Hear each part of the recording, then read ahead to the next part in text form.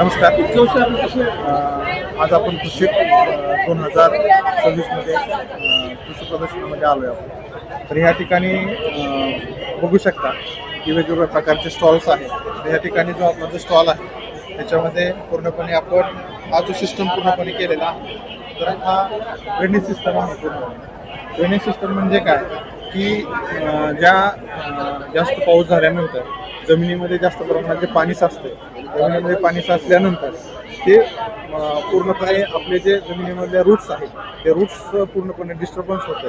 पाणी जास्त साचल्यामुळे जमिनीमधून कोणतेही रूट्स अन्नद्रव्य आपले करत नाहीत. तर त्यासाठी जमिनीमध्ये ही पूर्णपणे निचरा प्रणाली आहे. ड्रेनेज सिस्टमला मराठीमध्ये निचरा प्रणाली म्हटलं जातं.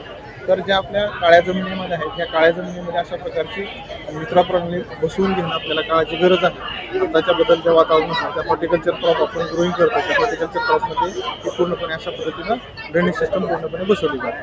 तर ही ड्रेनेज सिस्टम बसवत असताना पूर्णपणे आपल्या जमिनीच्या प्रकारानुसार त्यानुसार आपली ड्रेनेज सिस्टम इन्स्टॉल करावी लागते आणि त्यानुसार आपण या ड्रेनेज सिस्टमचा जर वापर केला तर आता तुम्ही पाहू शकता ड्रेनेज सिस्टम याच्यामध्ये जर समजा आपण इथं जो डेमो दाखवलेला आहे या डेमोमध्ये आपण प्रत्येक 5 मीटरच्या अंतरावरती एक कॉर्पोरेटेड पाईप याला पूर्णपणे कनेक्ट केलेला आहे. हे जे कॉर्पोरेटेड पाईप आहे ते पूर्ण प्लॉटमध्ये JCBनं पूर्ण चारी काढून आपण त्याच्यामध्ये इन्स्टॉल करतो आणि त्याच्या स्लोपनुसार पूर्णपणे आपण एका साईडला पाणी काढतोय आणि एका साईडला पाणी काढून ते जे दिसतंय त्या चेंबर थ्रू पूर्णपणे पाणी एका साईडला जाऊन आपण जे ओढ्याला किंवा नदीला आपण पाणी पूर्णपणे सोडू शकतो.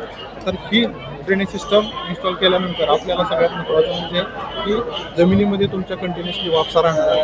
वापसा कंटिन्युअसली राहिल्यामुळे एक्सेस पाणी न साचल्यामुळे तुमच्या रूटची मुळ्यांची ग्रोथ चांगल्या पद्धतीने होणार आहे.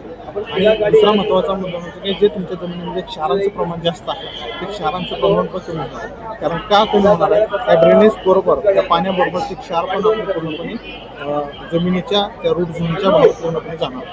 आता सर एकरी खर्च काय होईल? ह्याचा एकरी जो खर्च जर पाहिला आपण तर एक अंदाजे 70 ते 80 हजार रुपये तुम्हाला खर्च येईल. आणि हे सर तुम्ही कंपनी बनवून देणार तुमची, बरोबर? नाही, ह्याच्यामध्ये पूर्णपणे तुम्ही कुठेही गेला मार्केटमध्ये तर तुम्हाला पूर्णपणे कुणीही तयार करून देतो किंवा कुणीही इन्स्टॉल करून देतो. हे फक्त आपण डेमोसाठी पूर्णपणे ठेवतो. धन्यवाद.